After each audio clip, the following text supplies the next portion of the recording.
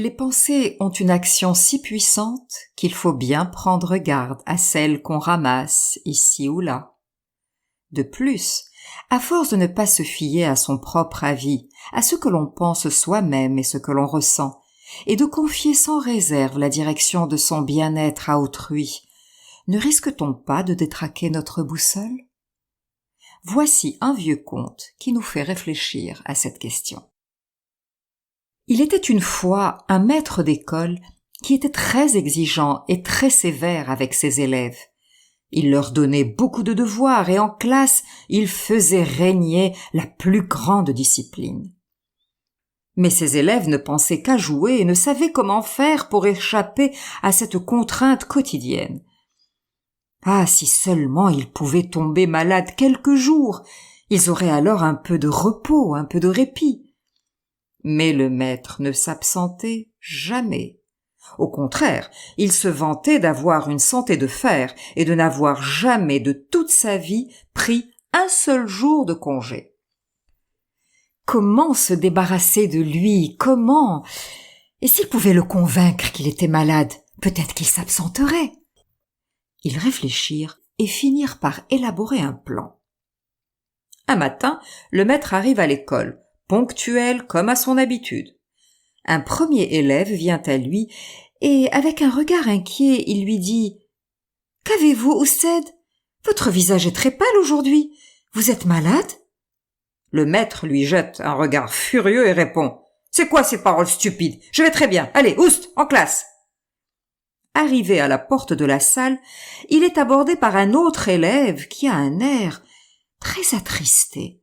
« Maître, tout va bien? Vous avez l'air très fatigué. » Le maître est surpris. Il fronce les sourcils et entre dans la salle. Il commence son cours et s'aperçoit que tous les élèves le regardent d'un air étrange. Soudain, il commence à crier, tous mais en désordre. « Ousted, Ousted, qu'est-ce qui vous arrive? Vous êtes tout pâle, vous avez les yeux rouges.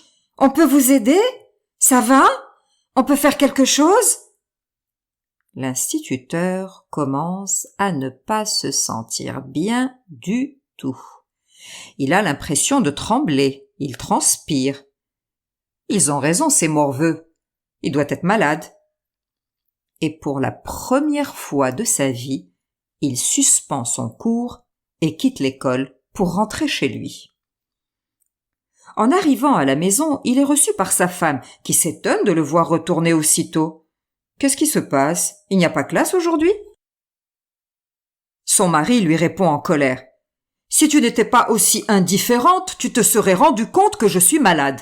Tu ne vois pas que je suis pâle et que j'ai les yeux rouges ?» L'épouse proteste. « Mais tu n'es absolument pas malade, et tu as bonne mine. » Mais lui s'énerve de plus belle. « Au lieu de t'occuper de moi, tu t'en fiches. Tu crois que je ne suis pas un être humain? Mais Shibnedem, hein? Tu crois que je ne peux pas tomber malade? Ou alors ça t'arrange que j'aille travailler tous les jours comme une brute, sans jamais me plaindre ?» La femme ne comprend rien à ces propos et secoue la tête en soupirant. Alors l'homme se met à gémir, qu'il a de la fièvre et de la nausée et qu'il ne tient plus sur ses jambes. Il va s'allonger sur son lit en lui demandant de lui ramener une bouillotte et une tisane chaude. Ce qu'elle fait. Pendant ce temps, les élèves ont quitté l'école en criant et en sifflant comme une nuée de moineaux et s'amusent dans les ruelles autour des maisons. Les mères sont stupéfaites de les voir jouer et chacune gronde son enfant. « Qu'est-ce que tu fais là? Pourquoi tu n'es pas en classe ?» Et les élèves répondent chacun « C'est l'Ousted qui est malade !»